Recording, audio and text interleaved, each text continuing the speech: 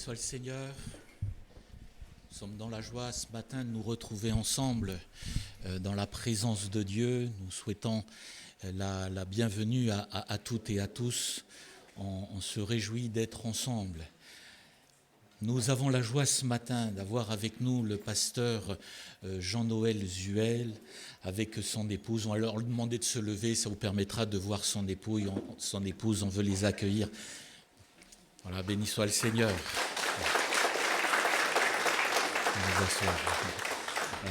Notre frère sert depuis, ça fait 4 ans si j'ai bien compris, l'église dans l'ADD de Nancy. Ils ont servi le Seigneur aussi un petit peu partout en France. Je ne sais pas si aussi dans l'île Maurice aussi. Non. En France, en la région Rhône-Alpes, mais aussi dans la région parisienne. On est heureux de les accueillir au milieu de nous. C'est notre frère qui a la charge d'ouvrir le Saint-Livre. Notre frère est engagé dans pas mal de services dans le mouvement et entre autres dans l'action missionnaire. Et on se réjouit pour cela d'aussi prendre des nouvelles aussi de la mission. Que le Seigneur bénisse son serviteur et que le Seigneur nous bénisse tous ensemble. Voilà.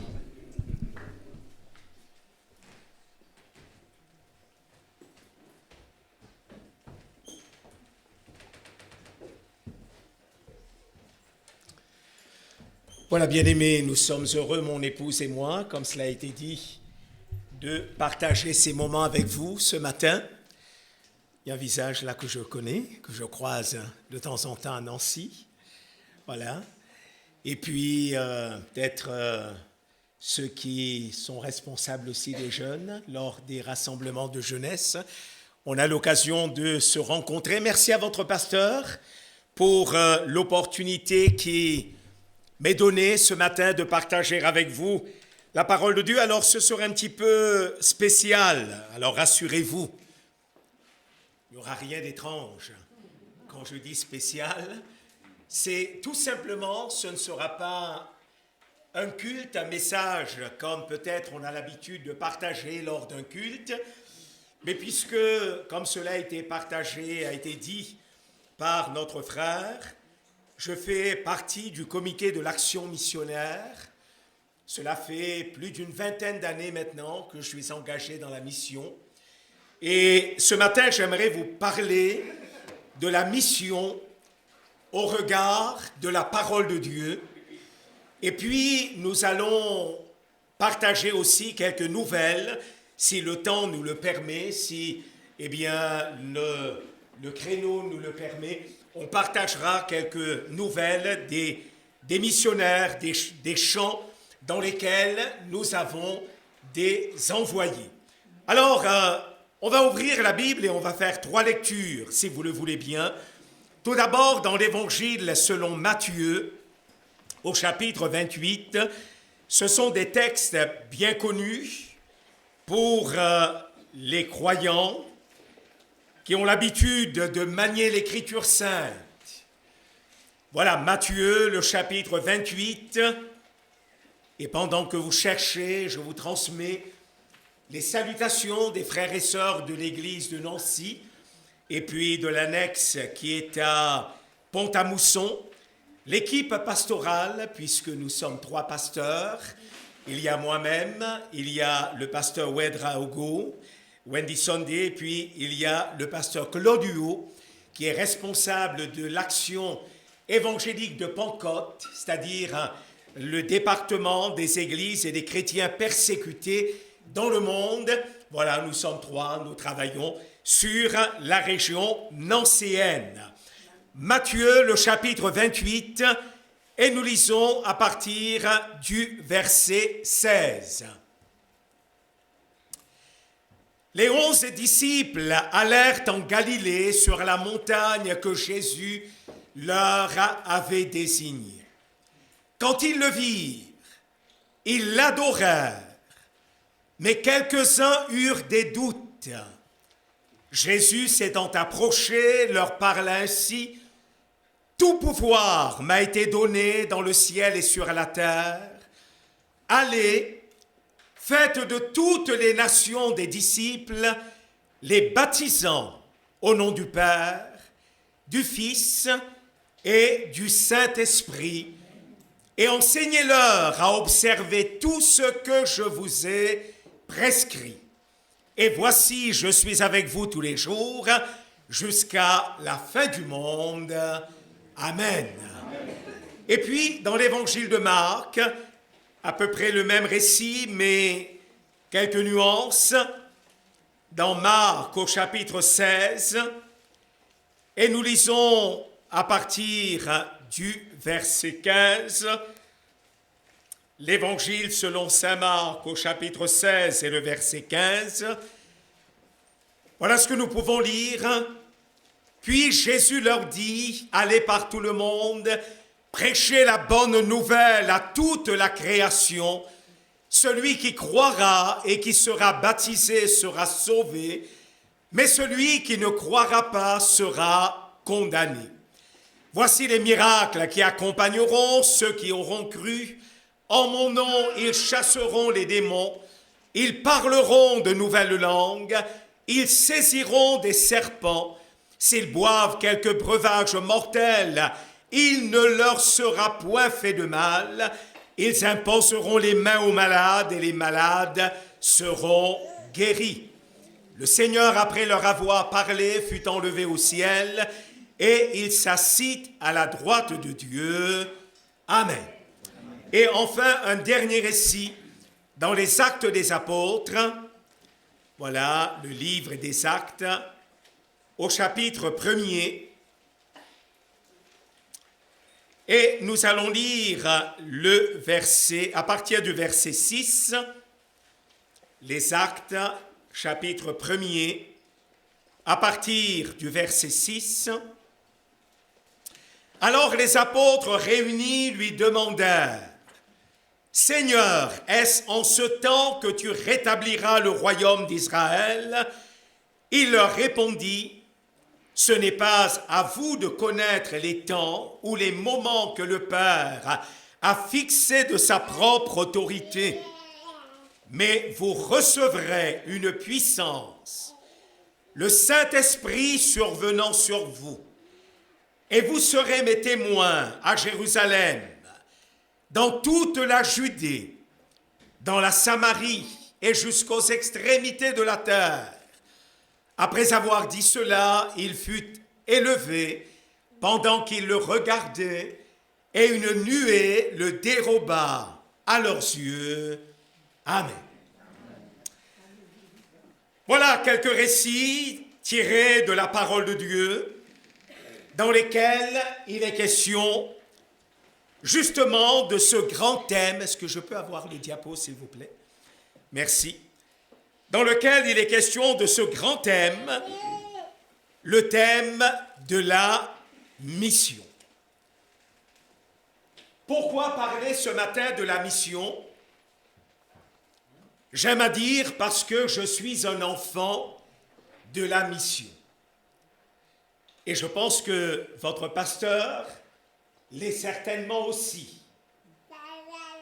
Nous sommes le fruit de la mission. Pour ma part, c'est en 1967 qu'un pasteur français du nom de Aimé Cizeron a reçu dans son cœur un appel.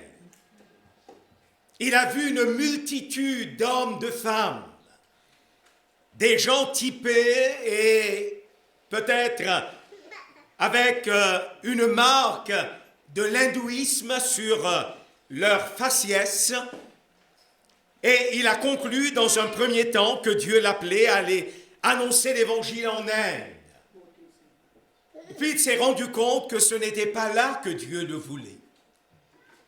Il a prié, puis le Seigneur lui a montré quelques petites îles dispersées dans l'océan Indien. Je ne sais même pas s'il savait l'existence de ces îles auparavant. Mais toujours est-il, il va en parler à la convention des pasteurs. Et il n'y a pas eu un grand écho à l'époque dans le cœur des frères. Mais qu'est-ce que tu vas aller faire là-bas, dans l'océan Indien? Au milieu de quelques îles perdues dans l'océan Indien. Mais il va insister. Et avec l'aide de quelques frères, le soutien de quelques églises, voilà qu'il va laisser femmes, enfants en France, et il va partir tout seul.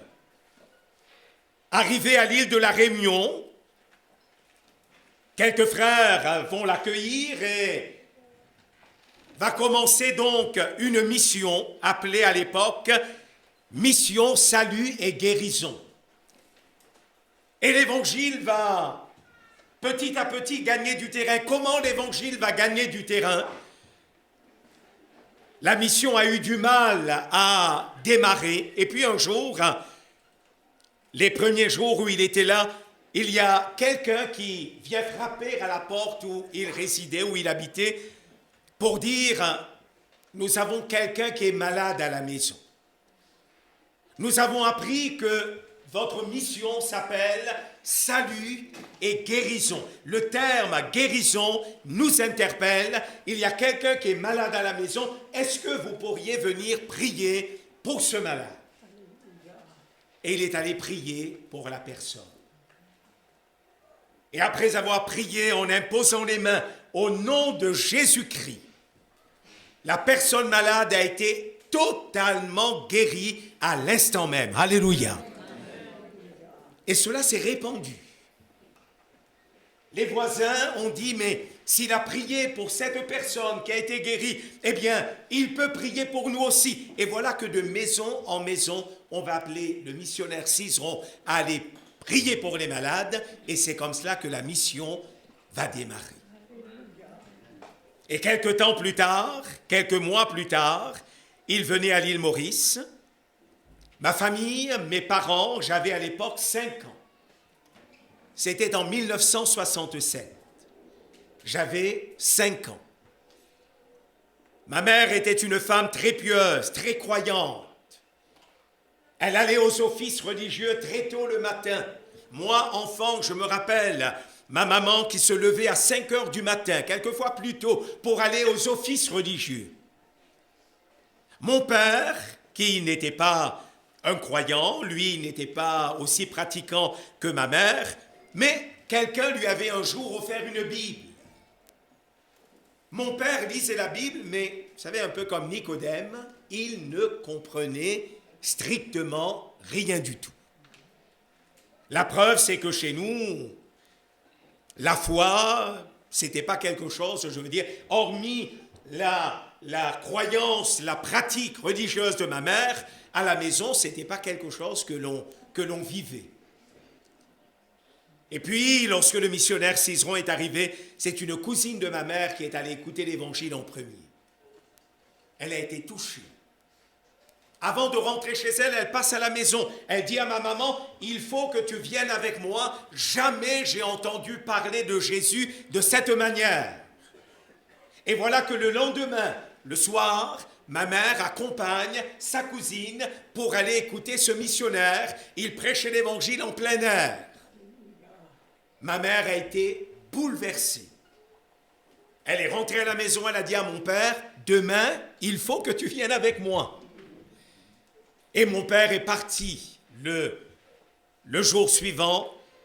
Il revient bouleversé. Et à partir de ce moment-là, l'atmosphère à la maison a changé. Dans le sens que Jésus est entré dans notre famille. Tous les soirs, je racontais ça à la pastorale la dernière fois. À l'époque, chez nous, on n'avait pas de télévision, on n'avait pas toutes ces choses, on n'avait pas de téléphone portable, on n'avait pas d'ordinateur. Alors notre distraction, le soir, après le repas, à 20h, pile, toute la petite famille, mon papa, ma maman, nous sommes 4 enfants, nous 6, on se retrouvait autour de la radio et on écoutait Lucien Jeunesse, les jeux de 1000 francs. Est-ce qu'il y en a qui s'en souviennent ici? Tous les soirs, c'était la distraction.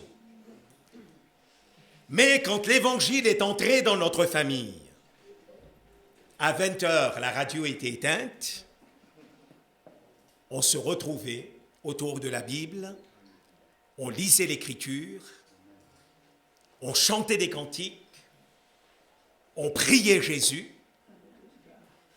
Et je peux vous dire, moi j'avais 5 ans à l'époque, j'ai grandi avec le sentiment, partout où j'étais, mais mon père était un homme très sévère. Il n'avait pas besoin de parler pour qu'on comprenne ce qu'il voulait dire, il suffisait qu'il nous regardait et on avait compris. Mais lorsque j'étais en dehors de la maison,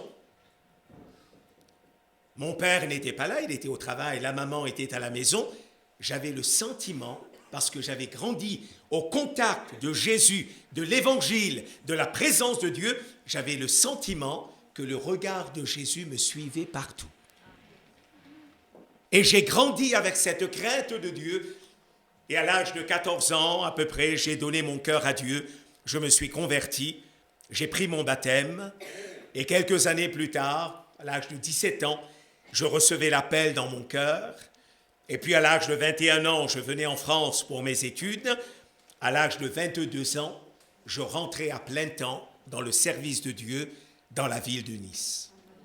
Tout ceci pour vous dire pourquoi j'aime la mission, parce que je me dis, si en 1967, un missionnaire n'avait pas eu à cœur de quitter son épouse, les enfants quitter, ça ne veut pas dire que les a laissés, c'était pour un temps, et puis la famille est venue les rejoindre, s'il n'avait pas eu à cœur de défier peut-être ce que les autres pasteurs n'avaient pas compris, n'avaient pas reçu comme vision, s'ils n'étaient pas venus dans l'océan Indien, peut-être qu'aujourd'hui, je serais encore dans mes ténèbres et je ne sais pas ce que serait ma vie.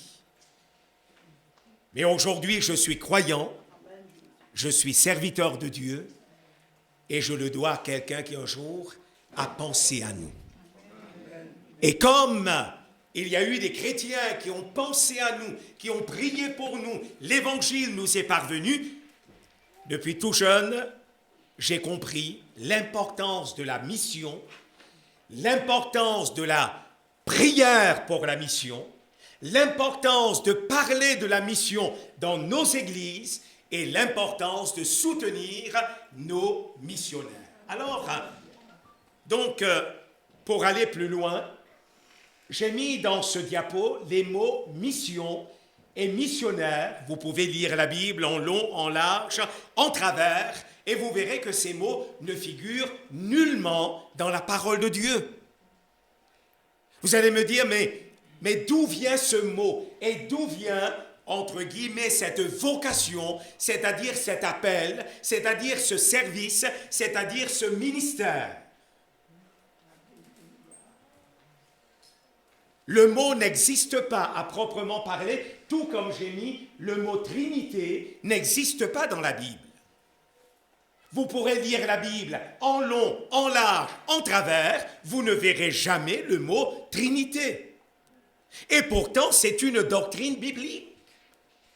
J'ai mis, lisez Genèse 18, il est question d'Abraham qui est assis, il est âgé de 99 ans, c'est un homme âgé, un homme dont le corps est lourd, pesant, il est en Orient, il cherche un peu de fraîcheur, il est assis sous un chêne, et là, il lève les regards, les yeux, que voit-il? Il voit 3 personnes qui viennent à sa rencontre.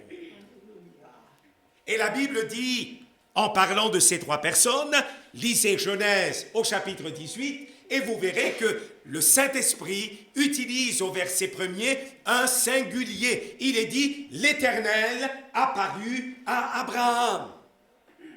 Pourtant, ils sont à 3. Et là, Abraham, reconnaissant que c'était Dieu qui venait à sa rencontre, il se lève, tout âgé qu'il était, tout lourd, pesant que son corps était, il court, il se jette à genoux, il se prosterne. et il dit, si j'ai trouvé grâce à tes yeux, singulier. Et puis, la forme change.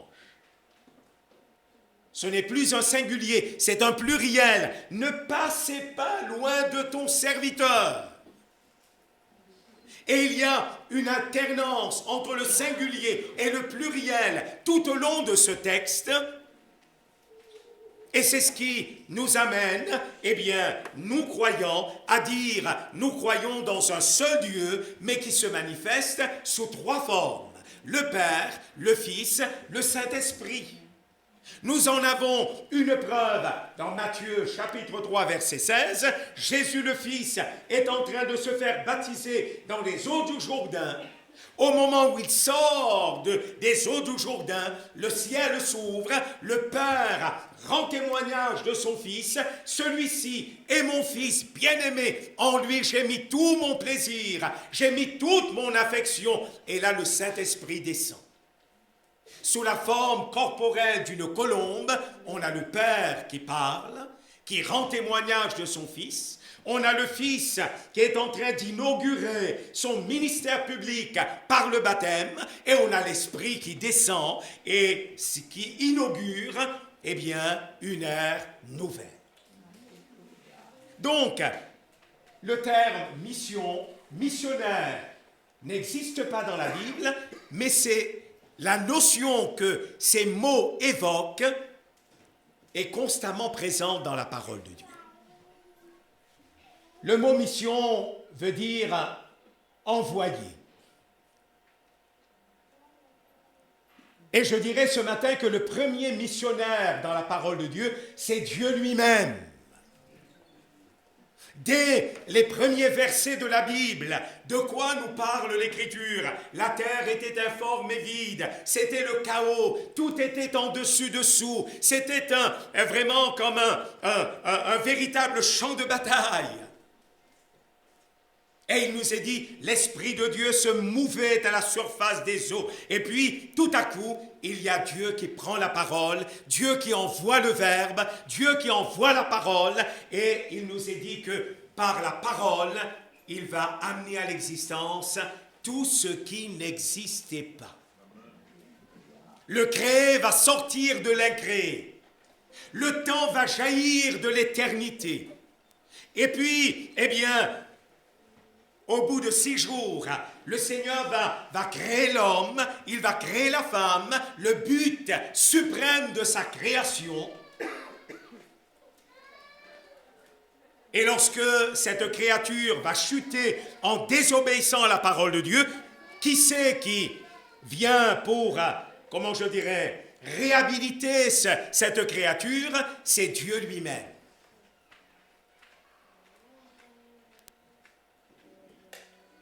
Il quitte son ciel de gloire, il descend dans le jardin, c'est le temps du soir, il vient à la rencontre, eh bien, de cet être déchu, de ces êtres déchus. Le premier missionnaire, c'est Dieu lui-même. Le premier qui a fait le pas pour aller vers un perdu, c'est Dieu lui-même. Et à partir de là, la notion, voyez-vous, de l'envoyer va être constamment présente dans la Bible. Parce que constamment Dieu envoie. Il envoie des prophètes, il envoie des sacrificateurs, il envoie des rois, il envoie dans une période très sombre de l'histoire d'Israël, il envoie ceux que l'on appelle des juges, des hommes remplis de l'esprit, envoyés afin de ramener le cœur du peuple à leur Dieu et à leur Créateur. Et dans le Nouveau Testament, la Bible nous dit qu'au temps marqué par Dieu lui-même, eh bien, il va envoyer son Fils unique. Alléluia. Il va envoyer Jésus, lequel, eh bien, va renoncer à sa gloire, va prendre une forme d'homme, va venir parmi les hommes. Et il vient afin que par sa mort expiatoire, sa mort, eh bien, substitutrice, il se substitue à nous dans cette mort expiatoire. Nous soyons réconciliés avec le Père et nous soyons, eh bien, sauvés de la mort et du péché. Donc, ce mot, il ne figure nulle part dans la Bible, mais il est constamment présent parce que la mission, c'est quelque chose qui est présent dans le cœur de notre Dieu. Alors, qu'est-ce que la mission? Si vous prenez un dictionnaire, vous cherchez le Wikipédia, je ne sais pas moi, le petit Robert, vous cherchez la définition du mot mission, étymologiquement, c'est-à-dire dans sa racine, c'est un mot qui veut dire envoyer, mais finalement, d'une manière générale, c'est un mot qui exprime cette réalité, charge donnée à un envoyé d'aller accomplir une tâche. La mission, c'est une charge donnée à un envoyé d'aller accomplir une tâche. Quelqu'un qui est envoyé en vue d'eux. Et concernant l'Église, charge est donnée de propager la foi par la prédication et par les œuvres que nous allons accomplir au nom de Jésus, afin que l'Évangile soit reconnu pour vrai et l'Évangile puisse être reçu comme ce message de salut. La grande mission que Jésus a confiée à l'Église, nous l'avons lu, ces deux textes. Allez, faites de toutes les nations des disciples, en les baptisant au nom du Père, du Fils et du Saint-Esprit. Enseignez-leur à observer toutes choses. Actes, chapitre 1er, le verset 8. Eh bien, nous l'avons lu aussi, où Jésus va dire à ses disciples, mais vous, nous sommes maintenant dans l'ère de l'Église. Après les évangiles où le royaume de Dieu s'est installé, le royaume de Dieu s'est instauré, maintenant nous sommes dans l'ère de l'Église avec les actes des apôtres. Le Saint-Esprit vient inaugurer l'Église primitive qui va donner naissance à l'histoire de l'Église. Jésus va dire, mais vous recevrez une puissance, le Saint-Esprit survenant sur vous, et vous serez mes témoins à Jérusalem, dans la Judée, dans la Samarie et jusqu'aux extrémités de la terre.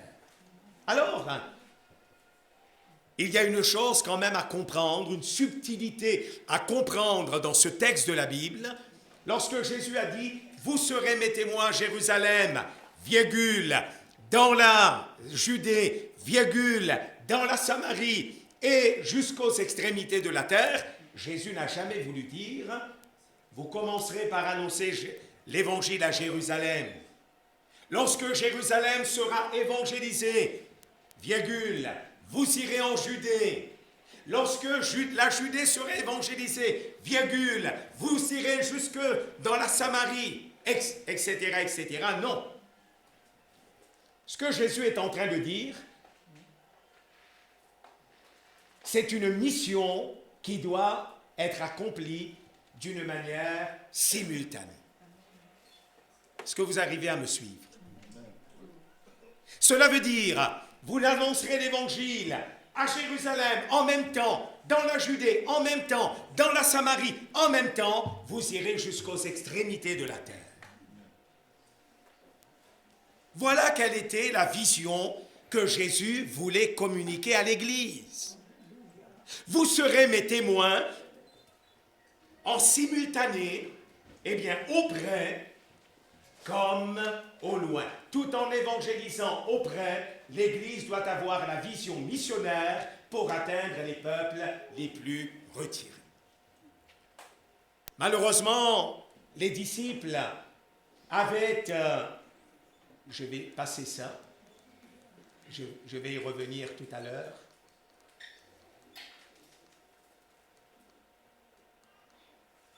Voilà. On va juste... Pardon.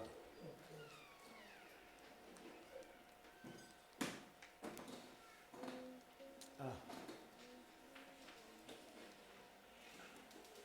Voilà. Lorsque Jésus a donné cette mission à l'Église, les disciples, comme malheureusement chacun d'entre nous, ils avaient une vision très étriquée. Et ils pensaient que, finalement, l'évangile que Jésus leur avait prêché, qui leur avait été confié, ils pensaient que cet évangile n'était destiné qu'aux seuls juifs. Alors, qu'est-ce qu'ils vont faire? Quand vous lisez les premiers chapitres des Actes des Apôtres, l'histoire de l'Église, l'évangile est renfermé, j'allais dire, dans les murs de Jérusalem. On ne prêche Christ, le Sauveur, qu'aux habitants de Jérusalem, c'est-à-dire qu'à la nation juive. Et qu'en preuve que les disciples, malgré qu'ils ont reçu le Saint-Esprit, ils avaient une vision très étriquée. Dans Actes au chapitre 1er, nous l'avons lu au verset 6, lorsque Jésus est en train de leur dire qu'il va partir. Que demandent les disciples? Mais quand est-ce que ce sera la restauration du royaume d'Israël? Ils n'avaient de vision que la restauration du royaume d'Israël, c'est-à-dire, que le royaume d'Israël soit restauré dans sa relation avec Dieu, et puis son autorité soit restaurée dans le sens que les Romains, soient chassés hors de leur territoire. Ils n'avaient pas compris la vision que Jésus était en train de leur donner, une vision qui n'était pas politique, une vision qui n'était pas, limitée à une certaine frontière, l'évangile qui est cantonné dans la ville de Jérusalem, réservé exclusivement à un peuple. Ils n'avaient pas compris que l'évangile, c'est un message universel. Alléluia. C'est un message qui est destiné à tous les hommes, quelle que soit leur ethnie, leur race, leur couleur de peau, leur couche sociale. L'évangile est destiné, à tout le monde. Et pour que les disciples comprennent cette réalité, alors, ici j'ai mis, il va falloir que Jésus élargisse leur vision. Et comment Jésus va-t-il s'y prendre pour élargir la vision des disciples? Vous savez que dans le livre de Job, il est dit « Dieu parle tantôt d'une manière, tantôt d'une autre ». Il parle par le moyen de l'écriture. C'est le moyen par excellence que Dieu utilise. Il parle quelquefois, c'est pas quelque chose qui se manifeste tous les jours, mais Dieu peut parler par des visions, par des songes. Il peut parler par le biais d'un frère, d'une sœur, quelqu'un que Dieu place sur notre chemin, pour nous donner un conseil, pour nous amener à rectifier le tir. Dieu parle quelquefois aussi par les circonstances. Lorsque le verbe ne suffit pas, lorsque la prédication ne suffit pas, lorsque peut-être le conseil d'un frère, d'une sœur ne suffit pas, lorsque les autres moyens que Dieu peut utiliser ne suffisent pas, alors Dieu parle par des circonstances. Il arrive que quelquefois Dieu nous parle au travers des épreuves, des vents contraires. Il arrive qu'il nous parle au travers de la maladie. Il arrive que quelquefois, Dieu nous parle au travers d'une tempête. Mais lorsque la parole de Dieu, lorsque les conseils de la part du Seigneur ne suffisent pas pour retenir notre attention, pour que nous retenions les conseils de Dieu, il arrive que Dieu parle par des circonstances. Et pour les disciples, Dieu va être amené à parler par les circonstances. C'est la persécution. Les croyants qui sont à Jérusalem sont persécutés à cause de leur foi. Et pour fuir la persécution, ils quittent Jérusalem. Et là, il nous est dit, les premiers chrétiens, dans leur fuite pour sauver leur vie, partout où ils passent, qu'est-ce qu'ils font? Ils annoncent l'évangile, ils prêchent Christ, ils parlent du Sauveur, Et c'est ainsi que l'Évangile va quitter les murs de Jérusalem. L'Évangile va passer par-delà les murs de Jérusalem, va franchir la frontière que les hommes avaient établie. Et l'Évangile va commencer à atteindre les autres peuples. Mais le Seigneur ne va pas se contenter de cela, puisque au chapitre 10 des Actes, eh bien, l'Évangile va parvenir officiellement à tous les peuples. Lorsque Dieu, au travers d'une vision, parle à Pierre, qui reçoit la vision d'une nappe qui descend du ciel, dans laquelle il y avait des animaux de tout genre. « Lève-toi, Pierre, tu manges. » « Non, Seigneur, je ne me suis jamais souillé en mangeant un animal impur. » 3 fois, le Seigneur va renouveler cette vision pour interpeller Pierre. Et à un moment donné, la nappe se retire avec cette voix qui vient du ciel, ce que je déclare impur, que personne ne le déclare impur. Et puis là, il y a des gens qui arrivent, envoyés par Corneille. Et là, Pierre comprend. La vision qui lui avait été donnée, c'était pour le préparer à aller désormais dans la maison d'un païen,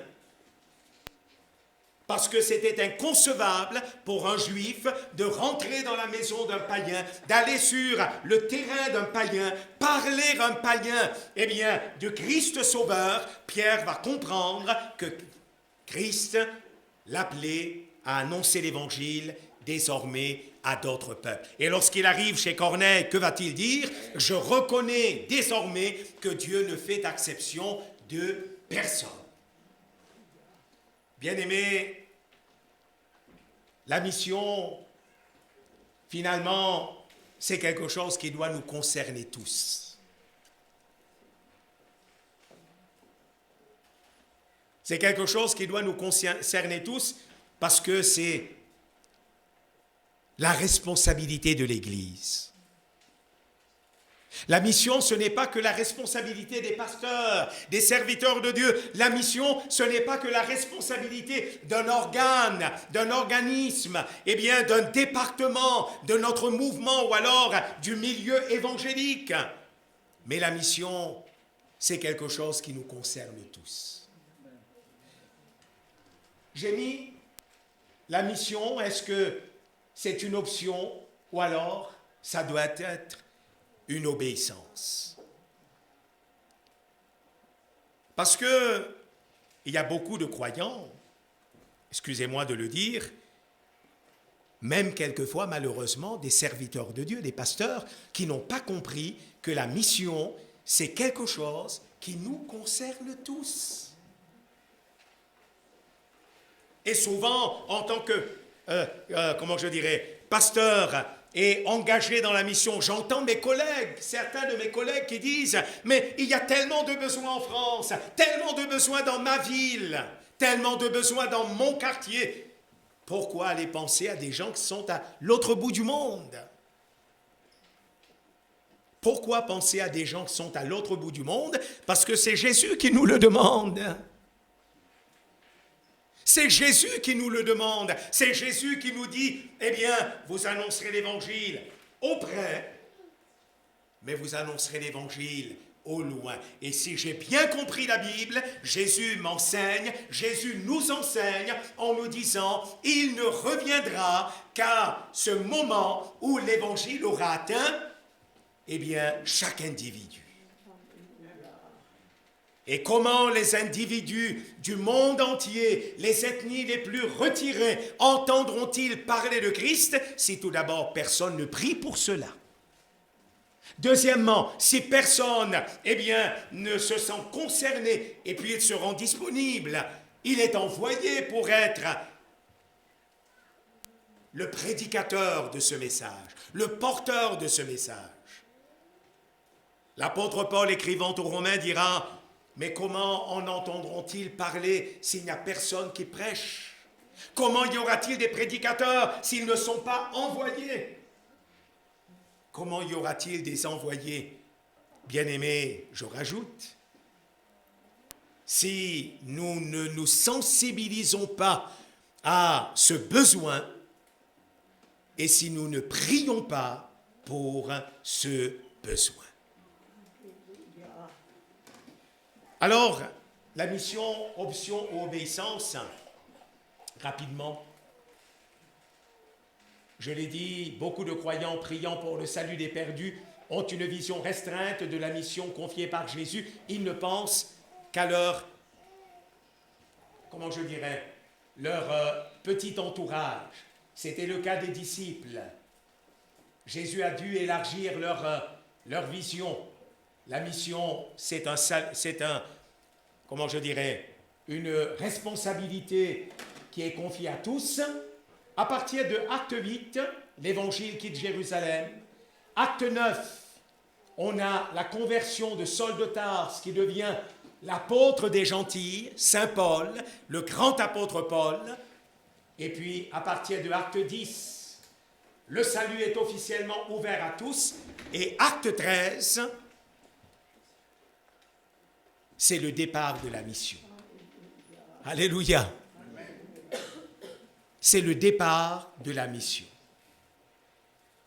Dans un moment de jeûne et prière, quelqu'un va prophétiser « Mettez-moi à part Paul et Barnabas pour l'œuvre à laquelle je les ai appelés. » Et à partir de là, eh bien, l'évangile, permettez-moi d'utiliser cette image, comme un navire, va sillonner tout le bassin méditerranéen et l'évangile va gagner, eh bien, toute cette région de l'Asie mineure. Aujourd'hui, quand vous prenez une carte de géographie et vous regardez ces pays qui ont été évangélisés par Paul, Barnabas, Silas et les autres, aujourd'hui, ce sont tous des pays musulmans. Aujourd'hui, ces pays sont fermés. La Syrie, l'Afghanistan, enfin, tout ce coin. Aujourd'hui, ce sont des pays fermés à l'évangile. Les chrétiens sont terrés, pardonnez-moi l'expression, dans leur tanière, parce qu'ils sont persécutés à cause du nom de Christ et à cause de leur foi. Cette semaine, eh bien, celui qui collabore avec nous, là, sur Nancy, Claude Huot, qui est responsable des églises persécutées, des chrétiens persécutés, il va se déplacer pour plusieurs jours en Syrie. Il va rencontrer des chrétiens persécutés, des églises secrètes. Il va apporter l'aide que nos chrétiens en France apportent, eh bien, à ces familles, quelquefois qui sont privées de tout. Il va aller là-bas. Nous, à l'église de Nancy, eh bien, on prie régulièrement pour cela et nos prières vont l'accompagner. Mais ce que je veux dire, bien-aimés, je vais terminer là-dessus. J'avais beaucoup de choses à dire, mais je vais terminer là-dessus.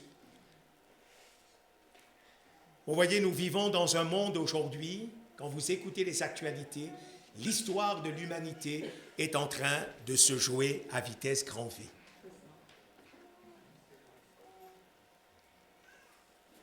L'histoire de l'humanité est en train de se jouer à vitesse grand V.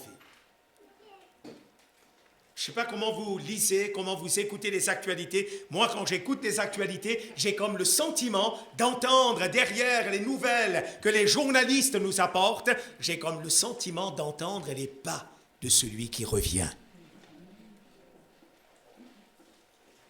Les choses se bousculent à une vitesse.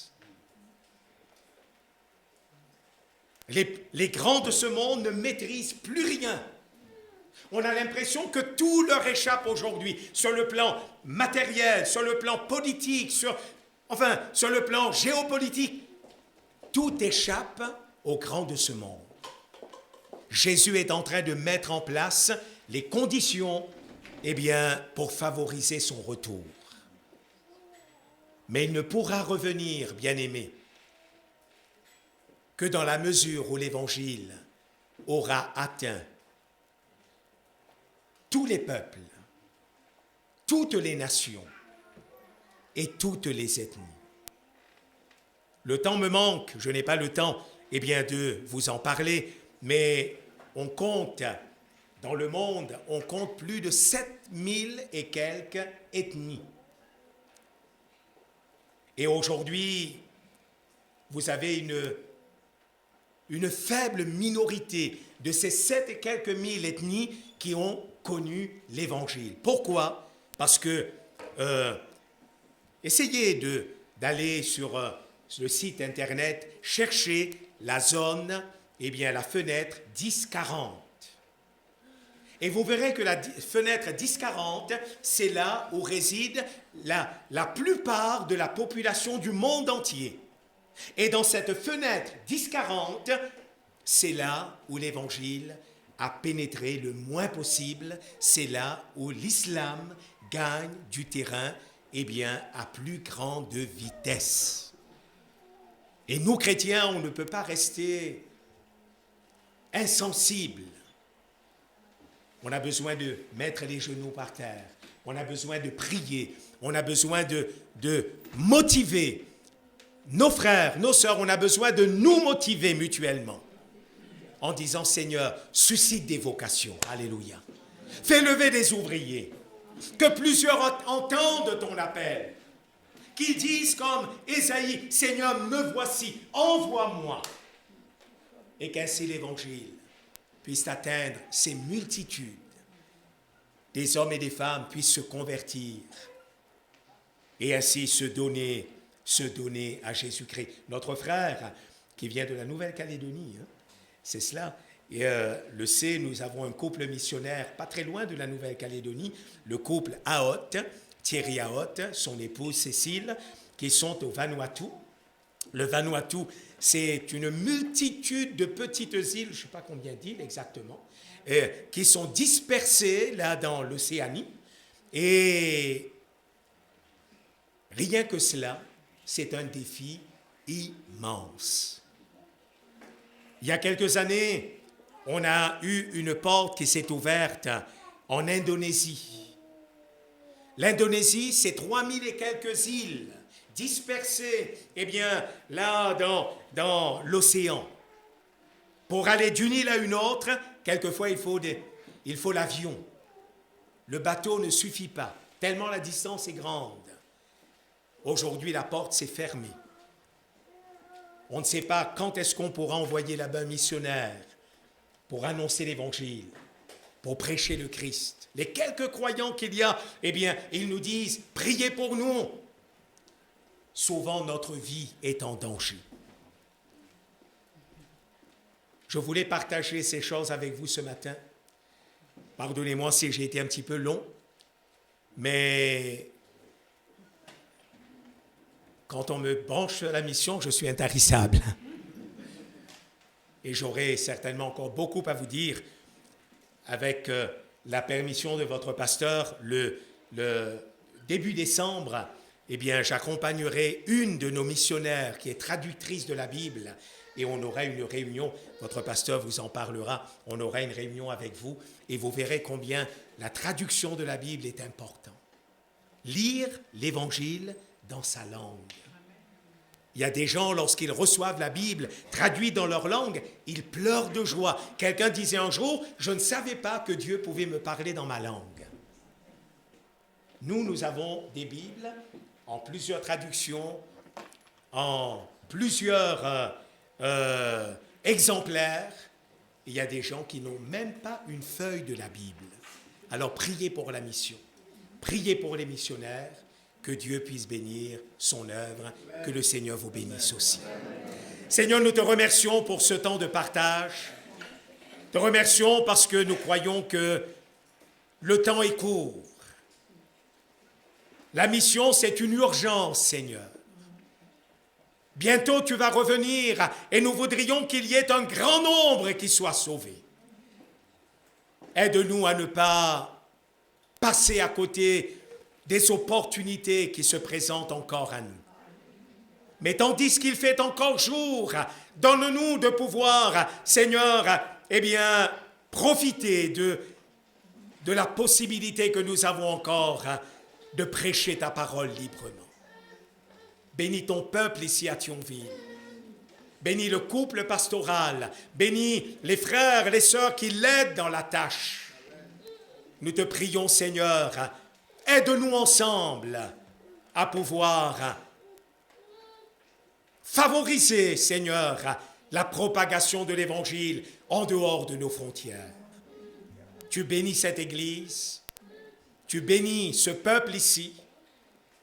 Je te prie parce que, Seigneur, tu as la possibilité même, qui sait, un jour de susciter quelqu'un parmi ces croyants ici à Thionville qui répondent à un appel pour dire « Seigneur, me voici ».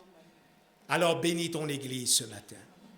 Fais du bien à chacun et qu'à toi revienne toute la gloire au nom précieux de Jésus. Amen. Amen. Amen. Merci.